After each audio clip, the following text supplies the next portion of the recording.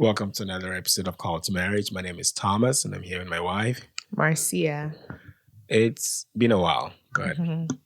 we're back. A lot has happened, as you can see. There's a newborn on my wife, so there's been a lot happening in our family. So we're trying to make it all make sense, and try to do what we love to do, which includes this. So, and interestingly, today we are going to talk about breastfeeding. Um, I find it very intriguing, very interesting, and I have a lot of things to say about it. But of course, I have never, breastfed, and I would never breastfeed. So But you it's were breastfed. I was breastfed. Not that I remember, but I'm sure it did you good. yeah, Thanks to your mom. I'm sure it was good. Yeah.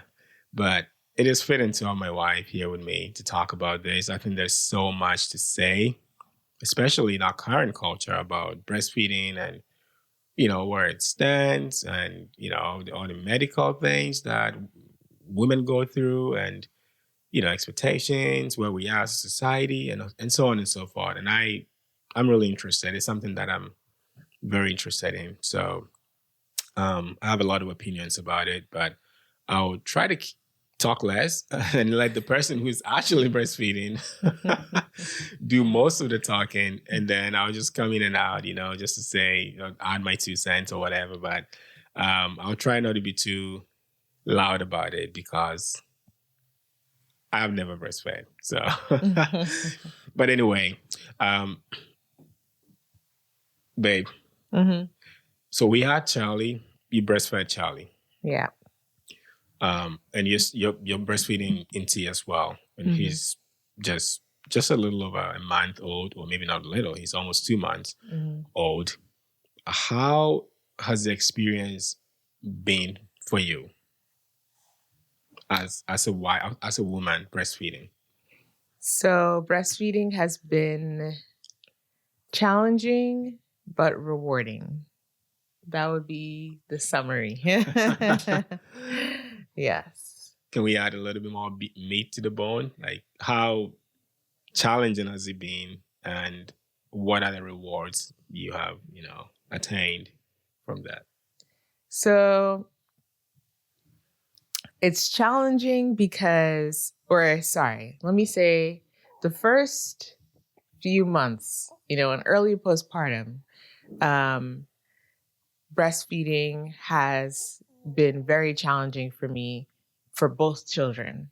So not just the first time around, but also still the second time around, when I thought that perhaps it would be easier because I, successfully breastfed for 1.5 years with my first child. But it was easier because I was more knowledgeable, but that's about it. and got help quicker, probably. Got it. Yeah. So, sorry. Yeah, I was just gonna follow up. How was the learning curve? Steep. So, I didn't grow up in a culture, and I think many of us here in America don't, because only like 1/4 of Americans, if that, are breastfeeding their children. I think they're breastfeeding's trying to make a comeback, but that's sad. By and large, yeah, it's a minority of mothers who breastfeed. Yeah. So it's just not something that you see every day.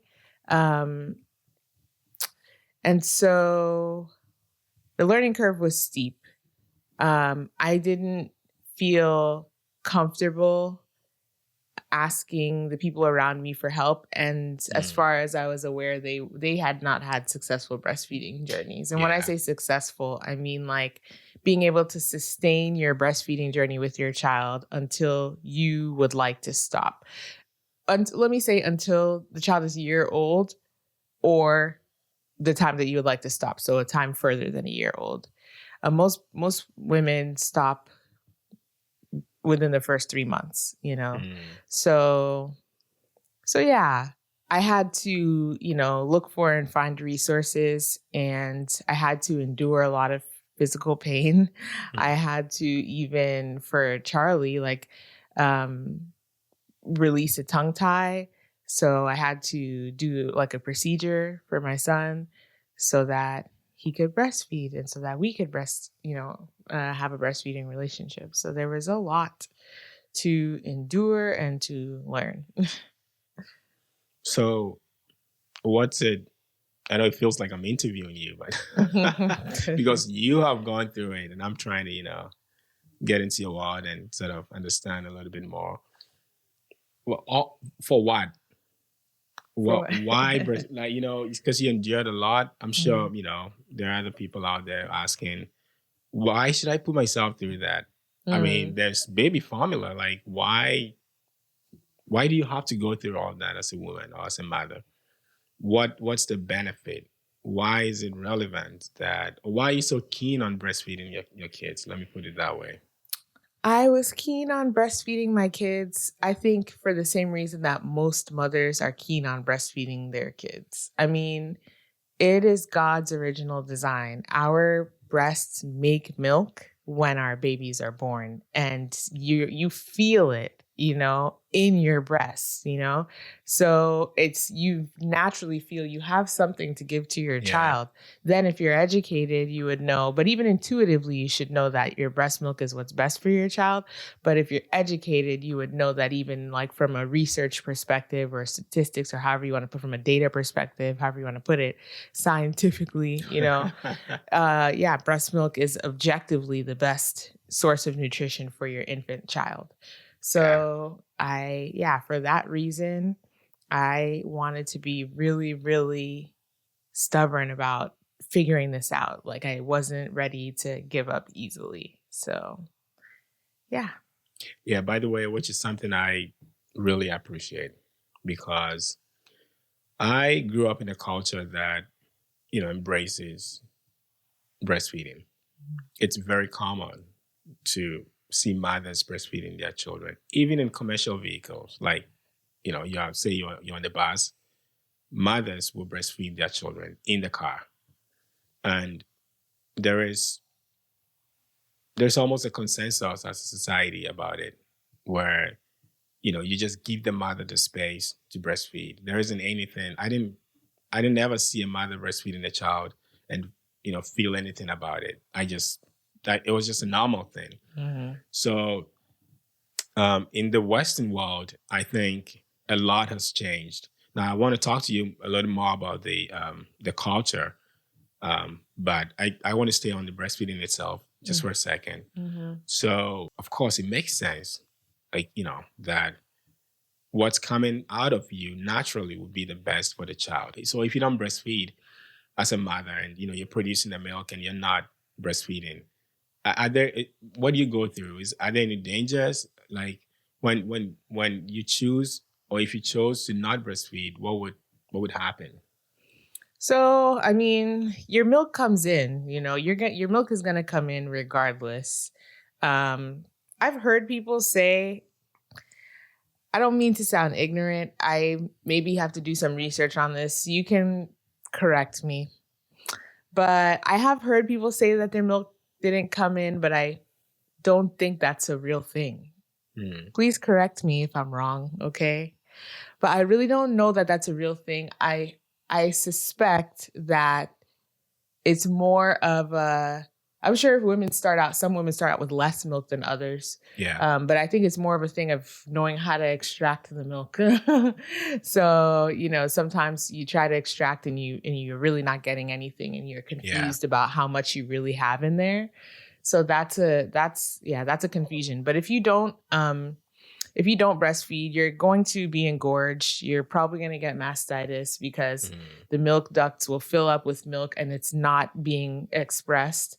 So, and then, you'll get over that. It doesn't last forever. And then the milk will start to like reabsorb, like you'll dry up basically. So, and I don't know what ill effects or not, that has on a person's body. I can tell you the positive effects of breastfeeding. I can tell you that breastfeeding is associated with, lower risks or lower rates of certain kinds of diseases in mothers, such as like high blood pressure, ovarian cancer. So breastfeeding can have actual health benefits, not to mention, hormonally, like the oxytocin with like the bonding hormones with your child, as you put them to your breast and so on and so forth. So I think there are benefits that you just miss out on if Yeah. you don't breastfeed your child.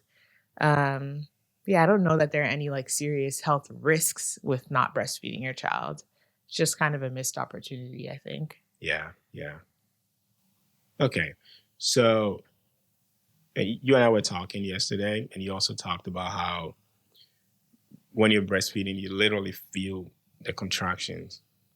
Yes, that's So another thing that yeah. I guess I forgot to mention. So, yes, breastfeeding is helpful for helping breastfeeding helps your uterus return back to its place because your womb is not like in the middle of your belly like where you're Hmm. how it looks when you're pregnant, but it I think it ascends. I've not studied it, but I think it ascends and then obviously it fills with the baby. So you'll see, Yeah. that round belly. And then after you have the baby, it goes back into its place, which I think is a descent, but I don't know exactly the It location, moves. but It it moves. moves. That's the point. It moves. Yeah. And so, yeah. And so breastfeeding just supports your uterus going back to its place. And you can literally feel the contractions happening in your abdomen as you're breastfeeding your child in those early days of postpartum. So, and I hypothesized that it contributed to my belly, really going down nicely after each birth because I do not exercise very much at all. At this time, really at all. The first time I was exercising, I would say minimally. And this time around, I really didn't exercise at all, and yet Your my belly's belly just down. came completely down. Yeah, I think breastfeeding supports that. Yeah, so that's another Yeah. benefit. I I just like the emotional component. Of course, that's the part we don't see with our naked eyes, like what you have going on here. Mhm. Now, you're not nursing him now, but just there's something about this position and how when you're breastfeeding a child, he's looking at you Mhm. and he's making contact. Sometimes he's rubbing you, he's touching you, and there's just a feeling about it. There's a You're literal feeling, bonding. even Yeah. skin to skin, like in those early days. With the if you've ever experienced breastfeeding, you're gonna be like you're gonna be like topless or like naked or whatever, not naked but whatever, like For the most part. yeah, for those early postpartum days. Therefore there's a lot of skin to skin happening, which again is like fueling those hormones. Yeah. So now it's not skin to skin, it's clothing to clothing, but still it's that like the child feeling the heartbeat of their mother. It's Yeah. them being able to touch their mother's skin and literally be like thermoregulated, like, so I think it even helps with their homeostasis, Yeah. so yeah. Mm-hmm. Yeah. So, all right, let's go back to the culture. Mm-hmm. How did we get to the point, I mean, where we are now as a society where, I think it's only 1 in 4 children In in America, America, I mean, worldwide, it's like half of all women. It's like 40 to 50%. which is still low. And that was as of a couple years ago. I don't know what the update is, but yeah, it's. I think it's decreasing. I would imagine. Yeah, I think that's what it is. It's actually going down. Yeah. And then on top of that, we're having less kids, so Right. which is another thing. But so let's say particularly in the Western world, and by the way, formula is also very common in Africa, right? It's becoming more and more common, and which I want to talk to you about that as well. But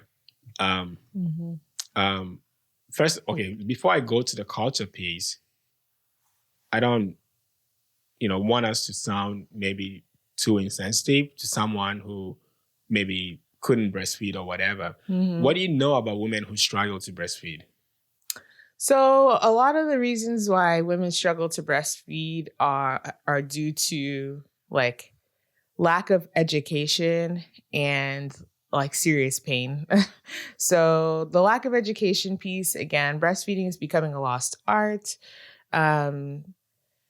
It's doctor's appointments are shorter and shorter. There's Yeah. no, like, your OBGYN or whoever's doing your prenatal appointments is probably not teaching you anything about breastfeeding. Even if you take a parenting class, they probably mention it very little. Yeah. It's like brought up as an option among many options, like, and so, yeah, I think that lack of education is a huge part, lack of support. When you're facing, difficulties, including pain, different kinds of pains. Like I said, mastitis would be one kind of pain where there's the engorgement of the breasts and maybe clogged milk ducts. And that can also bring on fever. Actually does bring on fever, mastitis. So, and tenderness, but then also like your nipples themselves can become like very just pained, like they can get like become peeling or bleed or anything like that, like be cracking, things like that. Yeah. So depending on, it can be really, really terrible is the point. You can, like, there can be a lot of trauma to your breast. And if you don't know how to solve that problem, it's difficult to endure when you don't, you're like, how long is this going to last? And how do I overcome it? And you just, at some point you'll give up. And when I tell you painful, like, I mean painful to the point of tears. Like, it's a tearful experience. Like, it's like one of the most painful experiences. Like, if, like I said, if you don't know what, how to solve your issues or whatever the case. Yeah. Wow, that's sad. Mm-hmm. Is it because we are ill educated, as a society? I mean, you did mention that. Mm-hmm. How much does going into breastfeeding, knowing what's at stake, contribute or help a mother to be able to overcome some of the things you mentioned? So, like, I tried to do a little bit of education.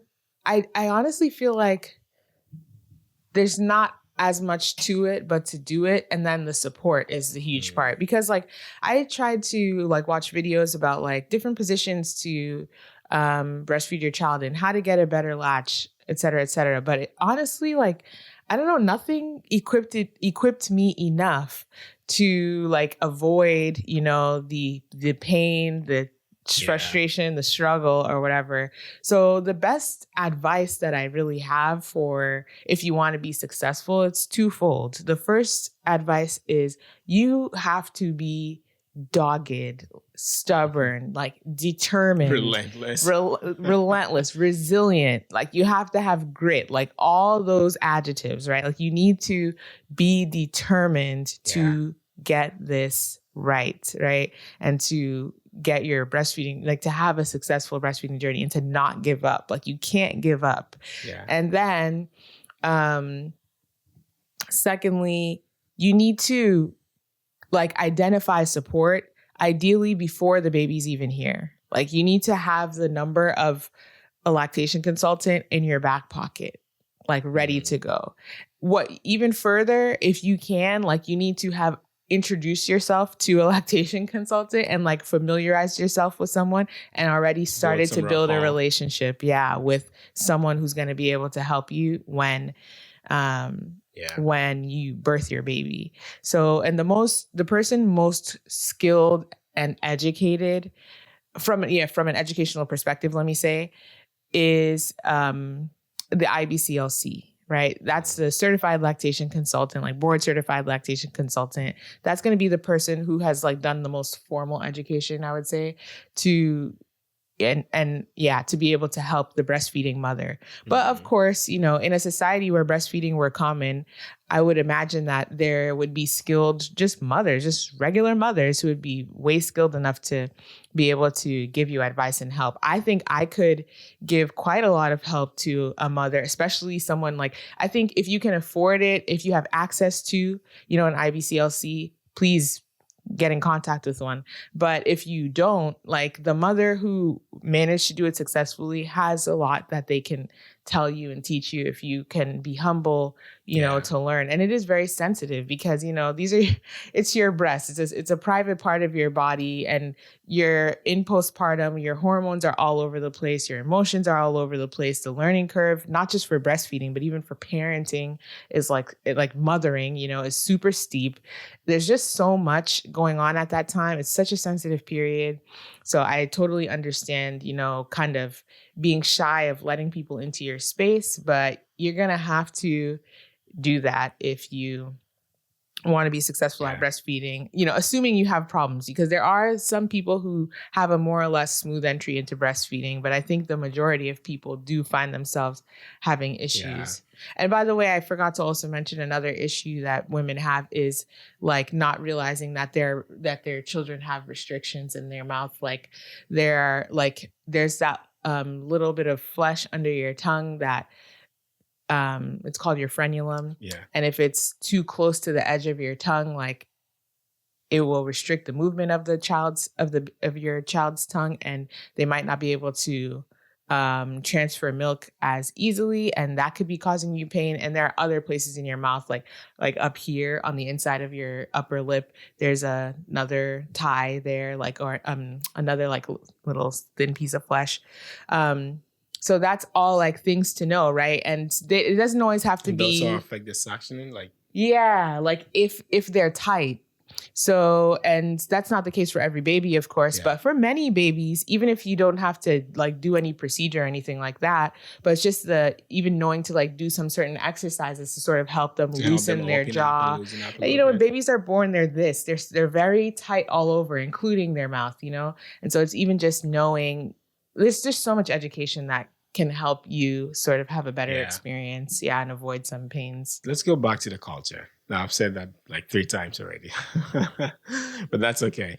How did we get here? I know you look into a lot of things. You follow a lot of, large families and more experienced mothers who raised a lot of children, and you listen breastfed them too. And you've looked into a few books or resources as well. I know you've been to the World Health Organization website, this CDC's website.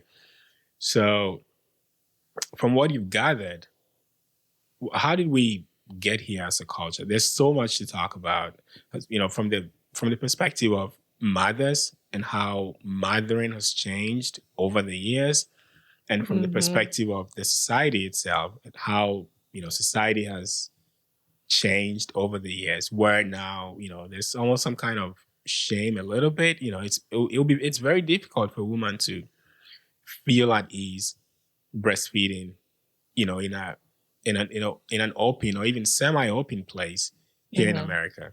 Even at the workplace, there isn't anything built into the work culture here that allows a breastfeeding mother to even feel comfortable maybe even bringing the child to the workplace.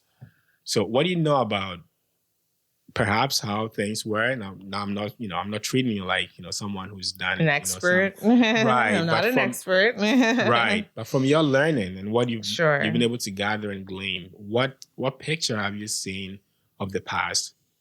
And can you contrast that with the present?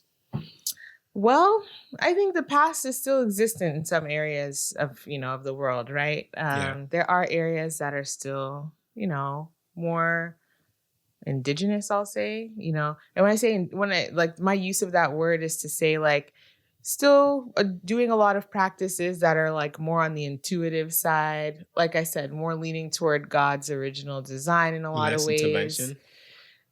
That too, so in medical intervention. So I think, so much has changed as any culture becomes, and so much will change as any culture becomes sort of more like progressive. Before I even go into more details, I actually had a question for you. Okay, all right, here we go. So speaking of culture. Tables are turning. Yeah, I think, so in my early breastfeeding journey, one thing I had to get used to was like learning to breastfeed in public. Yeah. So even after I got the hang of breastfeeding and things were kind of going okay, and I started to sort of reintegrate into public life or whatever. Mm-hmm. It was awkward to breastfeed in public. You know, there's a feeling of a little bit of embarrassment or nervousness about how others are perceiving you, and Yeah. it's awkward. You don't necessarily know the right positions yet to avoid your breasts, being exposed or whatever. Or sometimes you Yeah. can't avoid it depending on what you're wearing. There's a whole there's a lot to think about. There is. There is. So in Ghana, when you said you grew up seeing, women breastfeeding, it was normal. Yeah. I'm kind of curious from a Christian perspective, because I think conservative Christians here, when I say conservative, is more like, how can I say? More like us, I guess. That's a good way to put it. Yeah. But a lot of them are very like private about their breastfeeding. So they might not even feel comfortable, even if their breast is not really showing, to even nurse in the presence of others. They would maybe prefer to go to a separate room. They prefer to go to a separate room to breastfeed. So as like what did you see, like maybe at church or among like real godly women, like real modest, godly Christian women in your society? Like, were they okay just just do what they have to do, basically, or were they feeling like they need to like very seriously cover, like put a whole cover over them, or like go to a different room every time, or whatever the case? Yeah, it's a straight no to the latter. Mm-hmm. Women just breastfed. Mm-hmm. Now, of course, they were aware. No matter how conservative or modest they were. Yeah, no matter where they stood on that ladder. Say at church, they weren't trying to conceal everything. They might put a towel or some kind of cloth, a napkin on top of the breast as they're breastfeeding, but they weren't drawing all kinds of strings to form an entirely new boundary around them, or maybe hiding somewhere. Now they were respectful, of course. They could, let's say, go to a different room if let's say the baby was crying or something like that. But the general idea of breastfeeding wasn't frowned upon. If they wanted to, and a lot of women did, they would stay. Like I was just saying, in the bus, women would literally take the baby out, take the boob out, and start feeding the baby as the bus is moving, as the car is moving, and nobody would blink. Nobody would think, "Oh, why are you breastfeeding your child here?" Nobody would act awkwardly, to make her even feel like it's not appropriate to be doing this here. So it's very common, even in the bank, wherever you go. Like so within the society itself, that was baked in, and I think women felt at ease to do that. It was part of the culture. Nobody really, gave them a hard time about it. So they weren't, overly discreet. Like I said, they would, of course, respect their space and maybe put some kind of towel or napkin over, their breast as they're breastfeeding.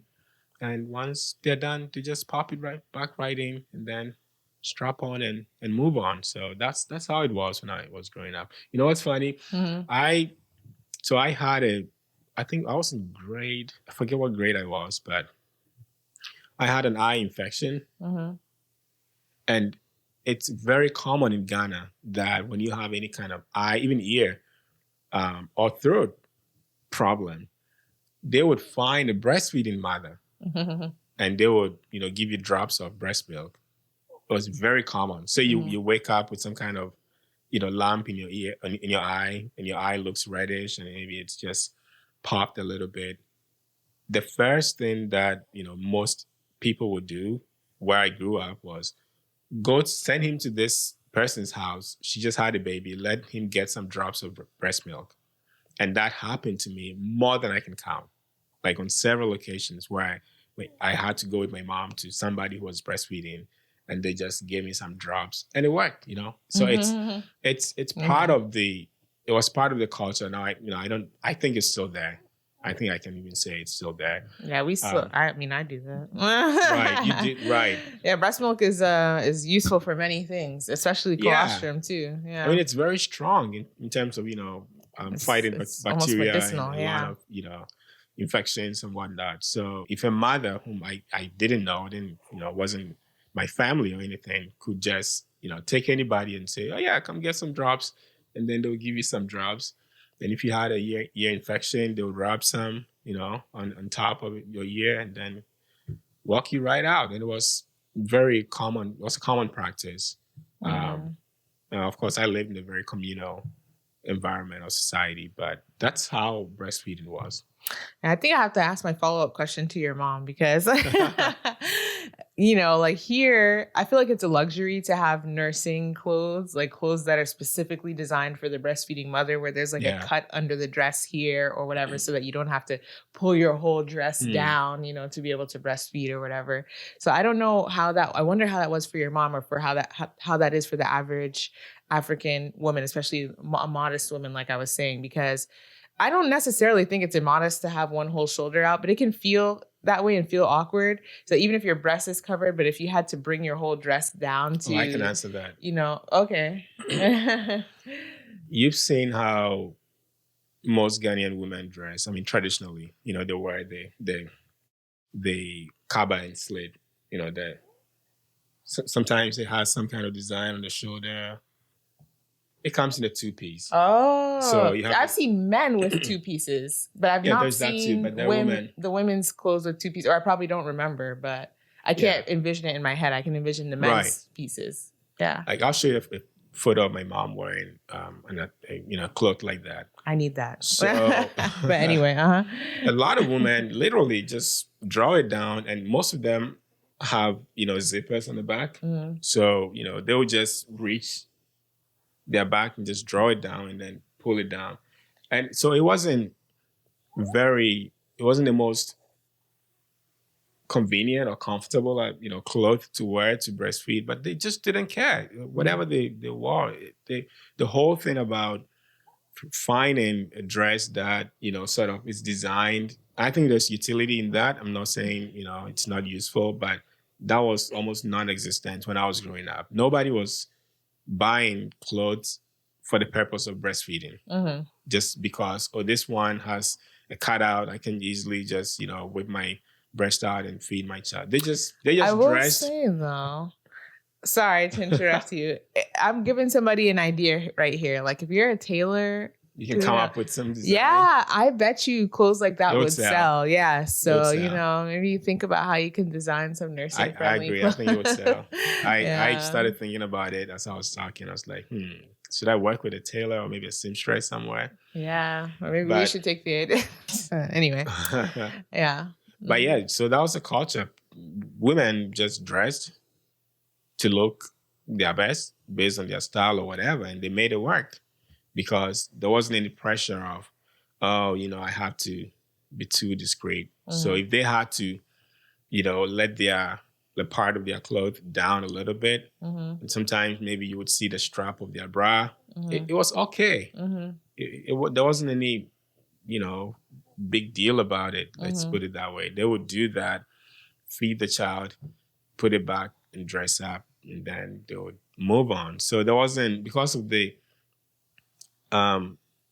wasn't that heightened sensitivity, let's put it that way, because, the society embraced what they were doing and nobody was going to give them, a big deal, make a big deal out of a woman breastfeeding her child. So they did not have to go out of their way to, find a dress that would make it easier. And I'm sure a lot of people maybe put thought into what they wore, but it wasn't so huge. In their consideration, let's put it that way. So to finally go back to your question, but thank you for answering mine, because that's a genuine curiosity, and I will probably still ask your mom next time I talk to her. But I'm sure she'll have a lot to tell you. Yeah, I'm sure she can add some color to what you're telling me. Yeah. So, but yeah, so I think some of the things that changed about culture, are that we became more medicalized, more I don't know, pharmaceuticalized. I don't know if that's a word. So like, Just made it if there's none. Yeah. So like like the that. medical aspect is like involving, these professionals who, who kind of tell you something and you take it at face value and you like Yeah. assume that they always know better than you.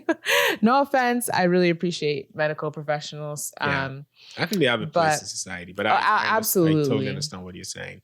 Yeah, but so my criticism's not even right there, but it's more like, okay, along with the medicalization, like building of hospitals and like big hospitals and like changing culture to where women birth at hospitals instead of at home and all that stuff. There also came like the introduction of like an industry of medicine, right? No longer like holistic medicine coming from plants and herbs and stuff, but rather coming from a lab, right? I guess my point is like the introduction of like things that are engineered by us, I guess, Yeah. So that's formula, right? Formula is not it's not a drug, but it is something designed in a lab to solve a problem, right? Which is a real problem that some women cannot breastfeed. I didn't bring up the fact that, of course, there's women have illnesses sometimes that don't allow them to breastfeed. That's a real thing. And in those days, like back in the day, and I'm sure in some places still, you would have like a wet nurse, like probably another mother would breastfeed your child for you because there's no other option, Yeah. But with the invention of an artificial, for lack of a better way of putting it, source of nutrition for the child, I think that introduction, decreased the rate of breastfeeding because it wasn't something, I'm sure it started out as something on a need basis, but it became like like what's the word? Like a business, like something to market, to profit off of. That's what I'm trying to say. It became something to profit off of. And so generally to this day, marketing, formula companies like use deceptive and like hyper aggressive marketing tactics to, get women to use their products instead of, breastfeeding, which is free, And what's interesting is because breastfeeding is free, I think one of the tactics is even to offer a lot of like free samples and things like that. So even in Africa, you're mentioning in Africa, the rate of breastfeeding is also decreasing and formula is increasing. They give a lot of like free samples and stuff like, and free product to women. And unfortunately, it's not sustainable. So they have access to it to start out, and they don't realize that as they introduce the formula to their child, they're actually compromising their own breast milk supply. And then they are going to get to a place where they're only going to be able to provide formula to the child, and they probably won't be able to afford to sustain the habit. Yeah. Yeah. And not only that, it's sorry, I don't mean to cut you short, but not only does it become expensive, but there's also huge propaganda around it where there's a whole paradigm shift where people begin to think food in the can is better than what is coming out of their mouth, their mother. Or at least equal to, which is not even, they're not even on the same level. They're not. Yeah. Yeah, they're not. So people start to think, it's almost as though breastfeeding is for the poor. And people who can afford to buy, formula are actually wealthy. They're giving their children the best. Right. And then those who cannot afford settle with breastfeeding. And then there's this, and I saw it when I was growing up. It's almost as though, they shift the mindset of the society to begin to think that breastfeeding is not enough. Your breast milk is not as nutritious as the formula. The formula is enriched with vitamin this, vitamin that, vitamin this. And then people begin to not even try breastfeeding. Because if this is better than breastfeeding, why even waste time breastfeeding? I would just go ahead and buy it and start feeding my child that.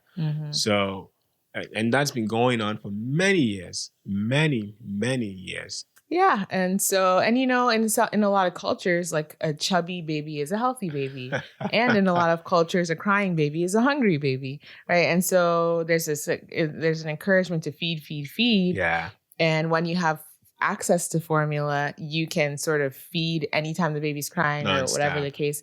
And I guess the point is it's in your control as the parent.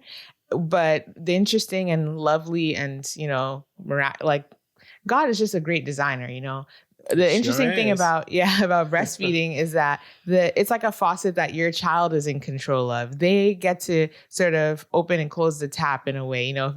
They like the milk doesn't just come immediately. Sometimes it does, but most of the time there's a letdown. They have to suck a little bit first for the milk to come down.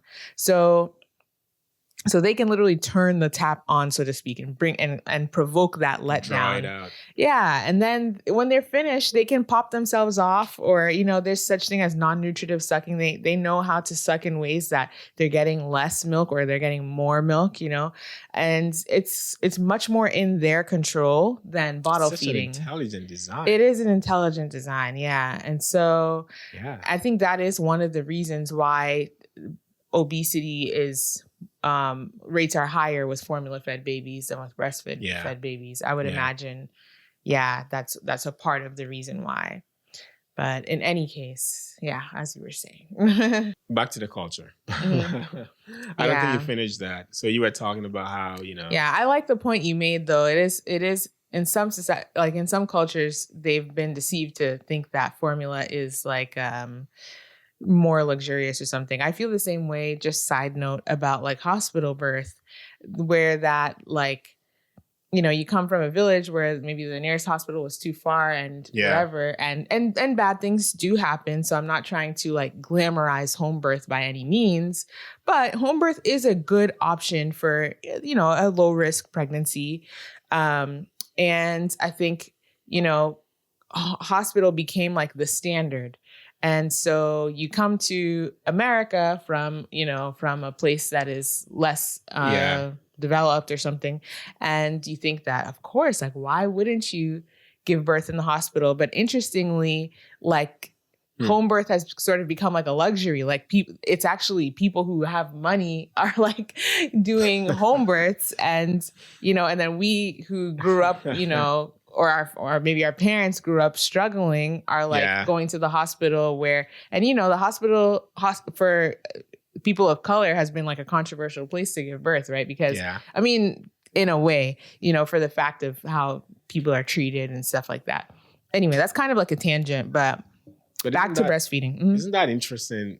I'll let you go on, but there are a lot of things that I can also think about besides breastfeeding. For example, when I was growing up, I always thought mushrooms were meat. I know I always tell you this, but we ate so much mushroom that, my mom would make soup with only mushrooms and maybe a little dry fish. I didn't eat a whole lot of meat. Mm-hmm. And at the time, it was considered food for the poor. Right. Like, it was poor people food. Like, who eats soup with a bunch of mushrooms? Who takes food to school? Like, my mom would cook for me. I wasn't. Yeah, that's another one too. Like when I was growing up, like buying lunch at school was like the cool thing to do. And like if you were poor or whatever, like people would make fun of you for bringing lunch from home. But actually, like that was like the healthier lunch, right? Like, and what's interesting is sorry, just a little side note on that. I'm interrupting even your interruption, but I feel, if I'm not mistaken, so in Randolph, where it was much more diverse and socioeconomically like lower class, it was cool to buy lunch, and it was like you're not cool to bring food. Yeah, to bring food from home. I moved to another town that was like majority white and wealthier, and the cool thing to do was to bring your lunch from home. And buying lunch was kind of just like, like, oh boy, your mother didn't care enough to pack you a lunch, kind of thing. Like the poor wanting to be rich, the rich being poor. Yeah. And anyway, it's very fascinating, and there are several things like that. I grew up, especially when at some point I lived with my grandparents a little bit.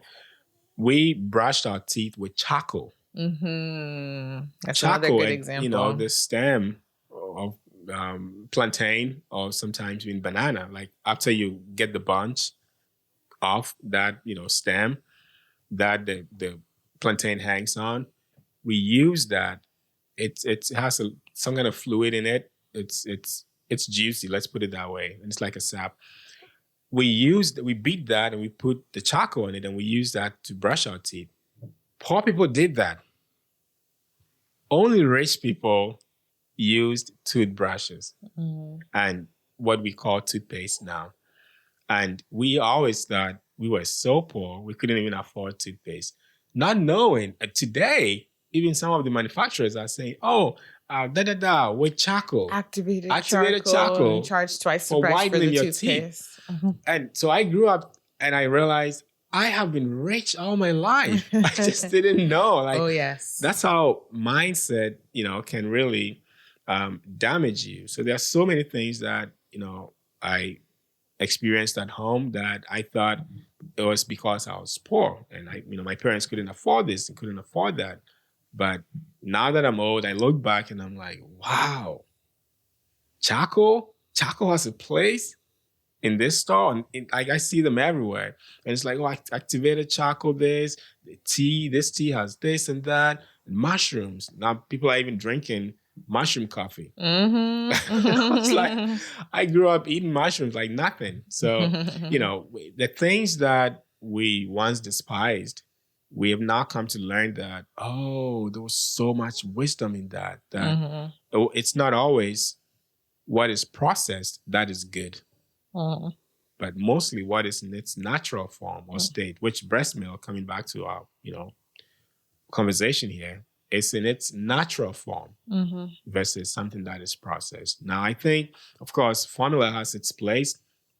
As you mentioned, not everyone is able to breastfeed, and there are some places, due to whatever reason, maybe, feeding a child formula is better than feeding the child nothing, right? Let's put it that way, let's say.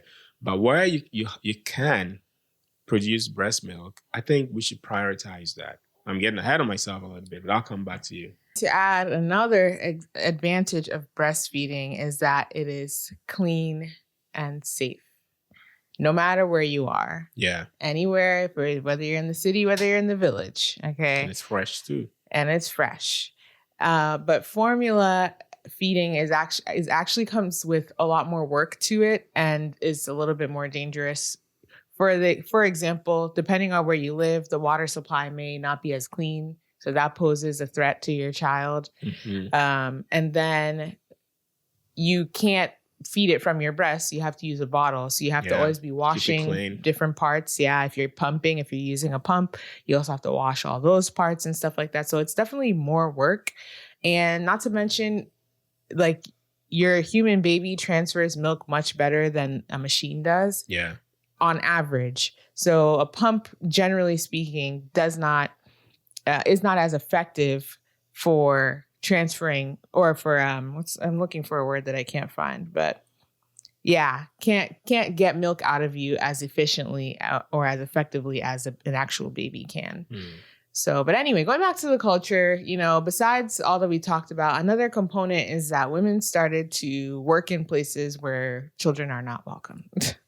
So I imagine in cultures where, it's where breastfeeding is normalized and children are normalized, women are taking their children with them where they go for what they have to do. I don't think women are working like 60-hour weeks outside of their home, but 60-hour work weeks outside of their home, or 40-hour work weeks outside of their home in, like, when they have a child that's nursing age.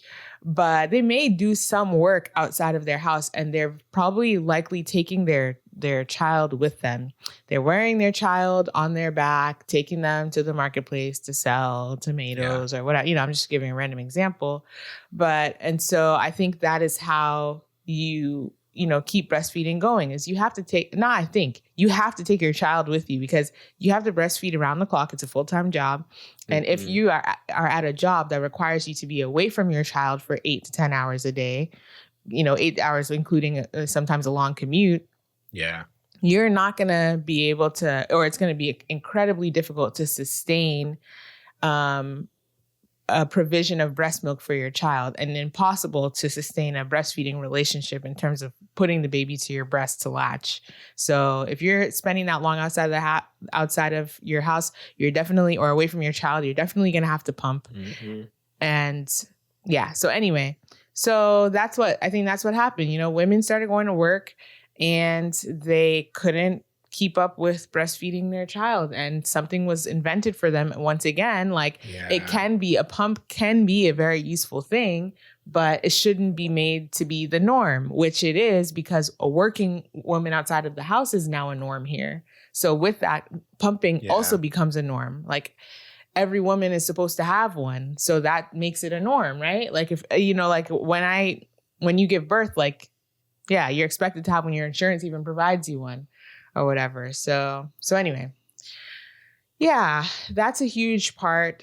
It's a huge sacrifice to breastfeed, but it's a really, like I said, it's really rewarding. So I don't think I even addressed that part of your question earlier. It is very rewarding to breastfeed. It's rewarding for the bonding between you and your child.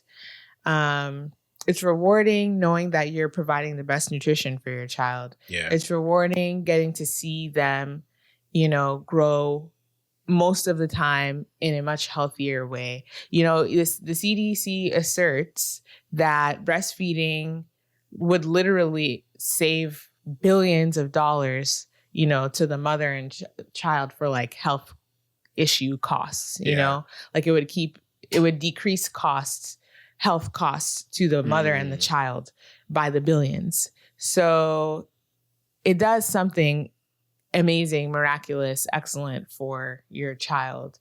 And that is the reward, So yeah, I think it makes your child smart.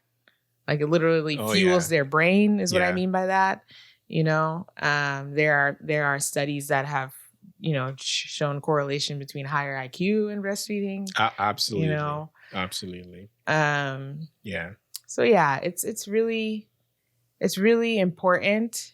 It's literally, I believe it's classified by, CDC and WHO and UNICEF and all those people as a public health emergency. Like the fact that we don't breastfeed at high rates, like that the majority of women don't breastfeed. And so like you should see it that way, like this is an important issue, but I understand why women don't, it's financial pressures. That's really, it's financial pressures. And it's also like the deception of the culture. That's literally what it is. Yeah. So what you're saying is all those years of, the changes that we've been through as a society, women, going to work, spending less time with children and all that have desensitized society as a whole from, the culture of breastfeeding. Because there's also a thing to be said about how society in general is just a little bit cold. You know what I mean? Like even the way we design our spaces, even at the workplace, the accommodations we make, even in the church and, some public places, it's like we are a little bit tuned off. Like we don't, it's not part of our thinking process. It's not part of our design. It's not part of the considerations that we make when we're thinking about ourselves as a society, when we're thinking about children and what's best for children and what good we can provide for children. It doesn't quite register that, hey, by the way, babies need to be breastfed. It's the best thing they can ever have. So we just, gloss over it and we move on like it's not even existent. I want to ask you about the role of men in all of this, because, we've been talking about women, we've been talking about society, which men are part of society, but this breastfeeding is largely about women and children. Where do men fit in, especially husbands? Husbands, work. Don't be lazy. Okay.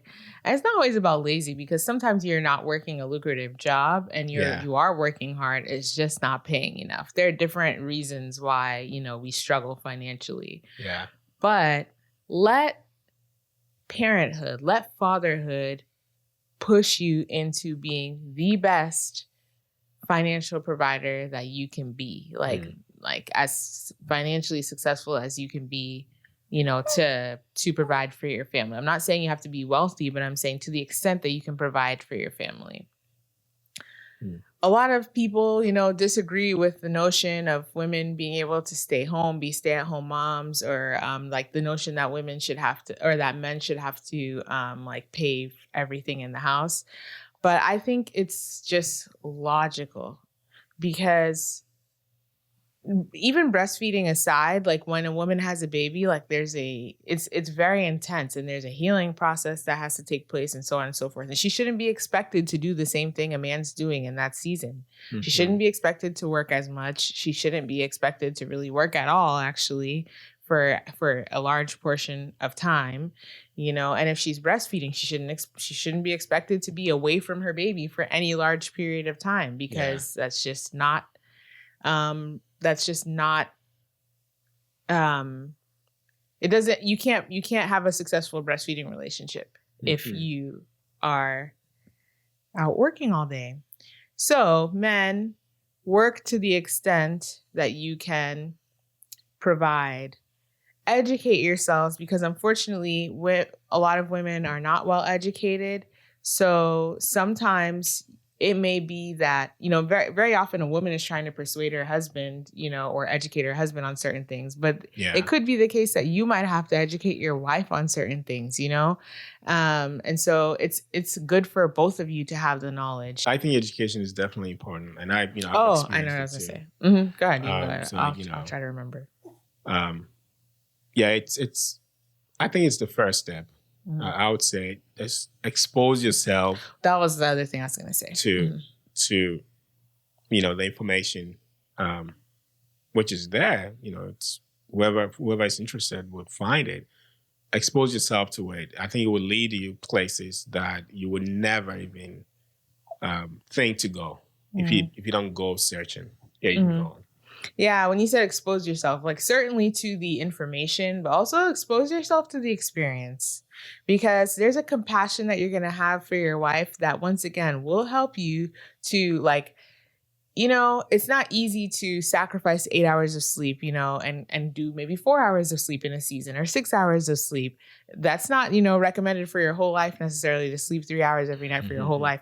But for a season, to sacrifice, to work extra, it's hard to like be intrinsically motivated to do that just because, but you can find extrinsic motivation through seeing all that your wife is going through. Like, look, eyes wide open, look at all that your wife is going through and tell yourself, no way I'm going to let my wife go back to work at 6 weeks postpartum or 3 weeks postpartum. Just no way. Like, it's not good for my wife. It's not good for my child. I'm going to do everything in my power to allow her to stay home for as long as possible to not only heal her body, but to also nourish our child with the best possible nourishment. And on that note, I think the conversation around masculinity needs to be changed. Mm-hmm. We often, I'm not, going to go too much into it, but we often talk about what makes a man. And we leave out some of these important things. We talk about, six pack and this and that. People talk about the alpha male and all of that. And yet women go through this, even in marriages, right? And you begin to ask yourself, so what is the role of the man in all of this? And I think that is at the heart of masculinity. When you go back to even Asian cultures, these are some of the things that defined who a man was. The Bible even talks about a man, being able to take care of his household. Like, that's what defines us as men. I just wanted to add that a little bit because I think it's important. Like, it's not so much in some of the things we are led to believe. Now, they are not insignificant, but they are not the primary things that directly influence society. But you listen to this conversation we're having, and it affects everyone. By the time we're talking about the mother, we're talking about the child getting the best, their development and all that. We are talking about society. And I think these are some of the things men should focus on. So if you're married and you have a wife, take initiative.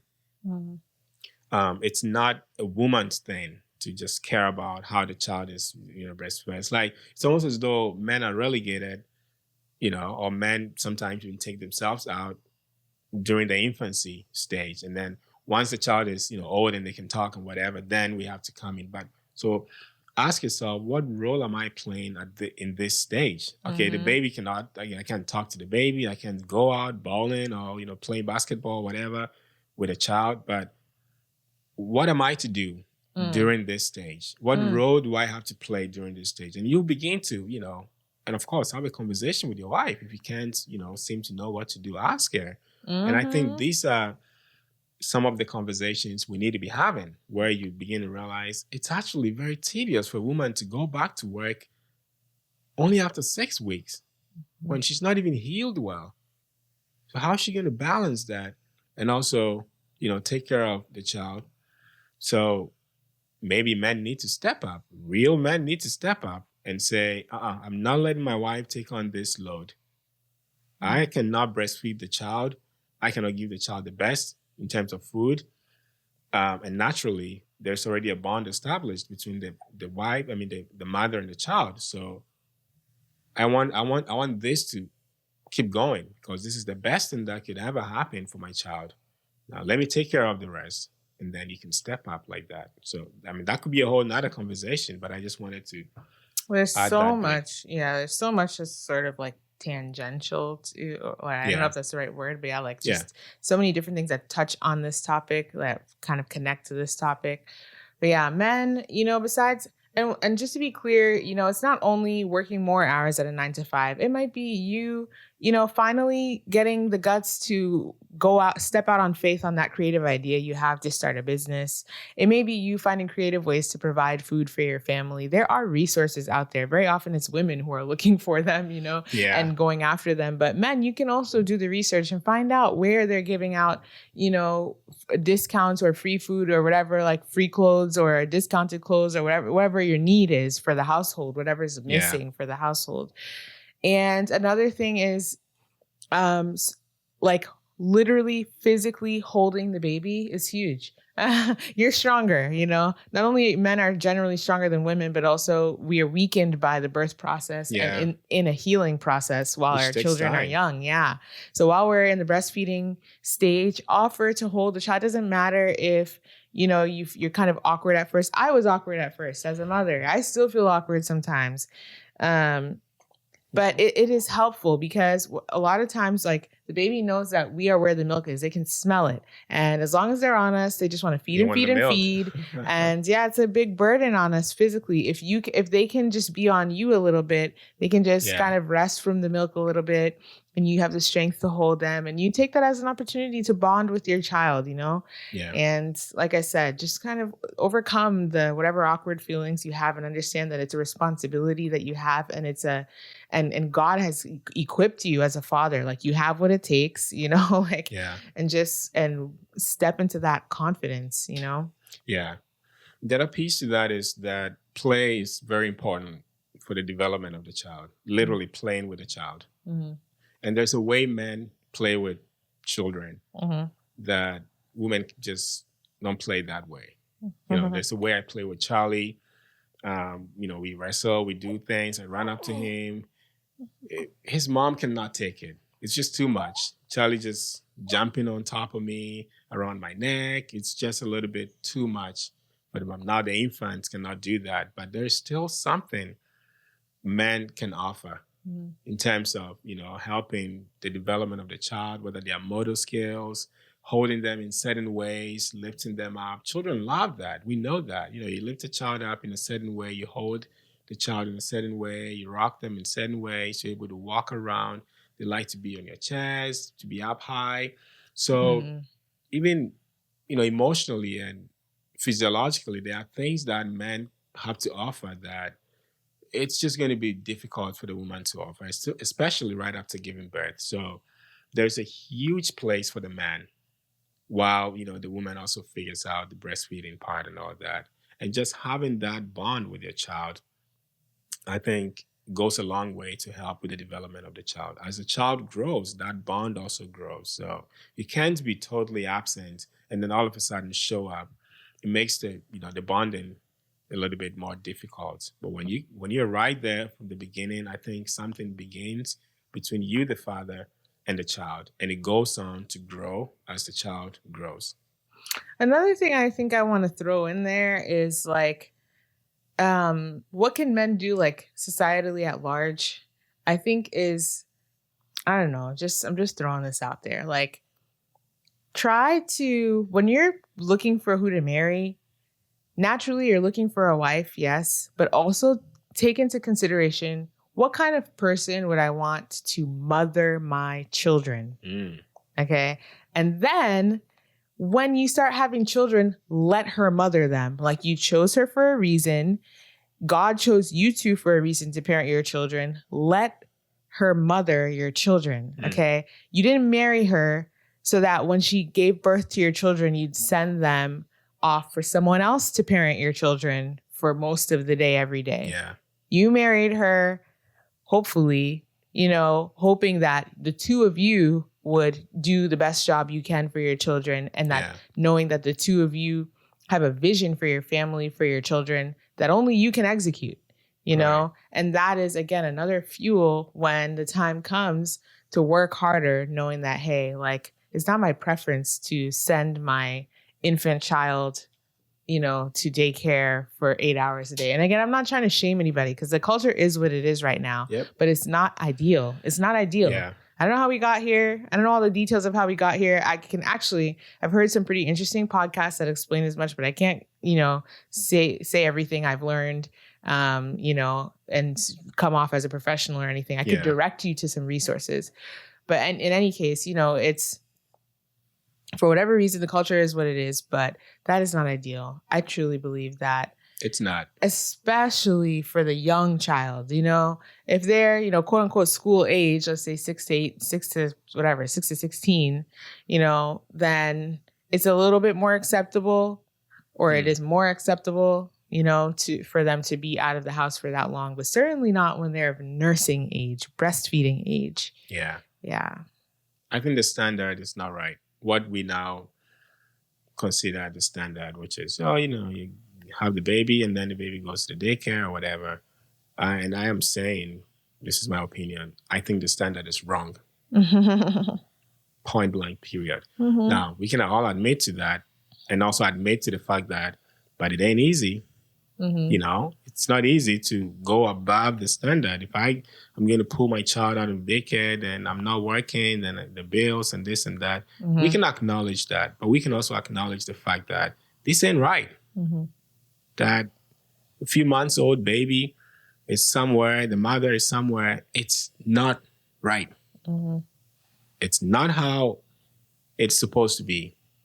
And I'm happy saying that, even if somebody out there disagrees with me. The other thing I was thinking of is related to men, is that I think part of the benefits of men getting into these conversations and learning about this is that most of the people who make policies in our society are men.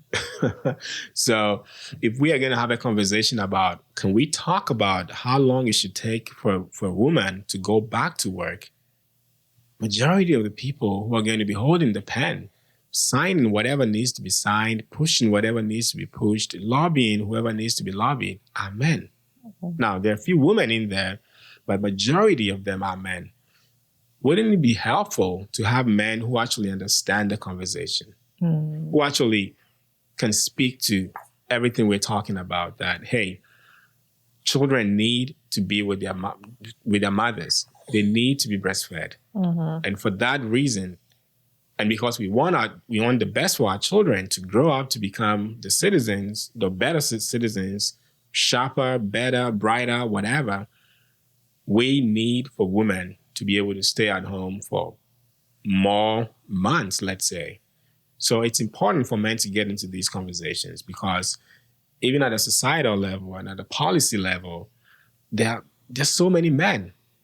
And imagine all these men having discussions about how long a woman should take to come back to work, not having a clue why it's important for the woman to stay longer at home than to return to work, say, after 4 or 6 weeks. So it helps at that level too. And even at a local level, if you're a business owner or you run a company and you understand the benefits of what we're talking about, there is a way that you shape the culture in your company or in your environment to accommodate a woman who maybe just had a baby. The way you would approach it, HR is going to change. The way maybe you would, frame your benefits or whatever, you would prioritize the woman. There's going to be a level of understanding, even if not in terms of money. There's a way that you can structure things to benefit the woman and also create a smooth transition for her, whether she's coming back to work and how long she can take, and maybe the flexibility of the work. Is she able to stay home to do certain things? Maybe more days at home, a few days in the office. You can work around that and work with the woman for her to get the best for her child without compromising on the job. And even at large, the workplace, we work together as teams. It would be beautiful I would be happy if I had a woman who just had a baby on my team and I had to take maybe just an extra load on top of my workload. I will happily do that because I understand the benefits. If Mrs. X needs to stay home one extra day and somebody needs to step in to do her work, I will gladly volunteer that. Keep her home. Let her feed the child. I'll do her job. And maybe 2 or 3 other people can also step in. So together we can change our mindsets around these conversations because we would come to a better understanding. I will say, breastfeeding goes together with stay-at-home motherhood. It very much agrees with stay-at-home motherhood. But if you must work, men, you should treat women who must work with utmost respect, graciousness, kindness, etc., etc. Yes. But ideally, you stay home because imagine it's ideal to breastfeed your child until about 2 years old. Between 1 and 2, let's say. They start eating solid foods at 6 months, but that's like tasting. They don't really get good at eating until between like a year and a year and a half to 2 years. Yeah, unless you're kind of really forcing it. Like on a natural, schedule, they need at least a year to 2 years of breastfeeding. And by the time, your first one is 2 years old, you might be having another one. And then you're just back in that same cycle. Pregnant, birthing, breastfeeding. Pregnant, birthing, breastfeeding. And I'm not saying it as a negative. It sounds negative, but it's not a negative. Children are a blessing. It's a good thing to be, and it's wonderful to be in the season of giving birth. It's not forever. Yeah. Okay. Your womb is not, you're not fertile forever. It's a season. And once that season is over, your kids will eventually grow up. They'll even leave the house, and at that time you might want to work a full-time job or whatever. But I think even when, they're older, if I had to work, I would still only like to work part-time so that, again, I can mother my children. But yeah, women's voices are important. And hopefully, in a healthy marriage, his voice is just about my voice. We are one, and I can trust him to represent my interests anywhere. But also, I may get to an age where I'm much more freed up, and I can also, as a woman, step in and advocate for other women. And I support that. So yeah. Mm-hmm. Well, I think there's a lot more to be said. A lot more. It's like we barely scratched the surface. I think we did overview on all the topics that we, highlighted, but which is okay. So you guys can let us know if you feel like there's a part of the conversation that maybe lacked depth to the extent that we can. You can say, you can add it in the comment. Just throw your 2 cents there, or maybe you've also experienced something, whether similar to what we are talking about, or maybe completely different in your part of the world, wherever you are. We would like to hear from you. Share your experience with us. Maybe your experience struggling to breastfeed, your experience going back to work and dealing with the conflict of leaving your child. How did that make you feel? Like, let's keep talking, because that is equally important to the conversation and, helping us get to a place where we become better educated, because Mm. this is very important. What we're talking about is very important. So let us know what you think. Did you learn anything from this? Would you like us to touch on any specific thing in great detail? Would you like us to share any resource with you? Whatever it is, just let us know what you're thinking and how you received this. Mm. Even if it's contrary to what we said, we are happy to read that and engage with you, and keep talking, because that is also important. So Mm. thank you for being with us. It's been a pleasure. We're happy to be back. Um, there's a lot happening, and so we make no promises, but we will do our best to, keep things moving. Yeah, if I could just say a final word of encouragement to moms who were not able to breastfeed their children is, first of all, don't be discouraged, or don't feel like a failure yourself, and don't be discouraged like for your children and stuff like that, cuz you know, yeah, Hmm. okay. I'm being choosy about my words here, sorry. But yeah, um it's okay that that you weren't able to do it, and I don't want people to feel ashamed, because to tell you the Yeah. truth, I know firsthand that it is hard. I almost gave up myself. Charlie had a little bit of formula, not much, but still, and I was trying to pump and do all the things, and I know what it is, and I felt like giving up, and I know why women give up. um and so, know when you know better, when you understand, when you're educated on your why, but then also educated on the how, Yeah. those are the kind of things that will produce better outcomes for us. And, not everybody has the same information right now. So that's part of why we're doing this episode today. We're hoping that we can inspire you so that, again, you can have that determination that you need, to give your child the best. And so that, men, you can be as supportive as you can be, to your wife, to your children, and so on and so forth. Yes, but let's treat each other with kindness, but let's be honest about Yeah. the topic too. Yep. Equally important. Yeah. Just let the past be. If you've had an experience that didn't go well, just look ahead and Mhm. seek to do better than you did yesterday. I Mhm. think that's the way I'll put it. Mhm. So, don't live in your guilt or however you feel. Seek to know Mhm. more and do better than you Mhm. did. Or And to that's how teach we better. grow, right? That's how Mhm. we grow. And you can also, provide help to someone who is struggling.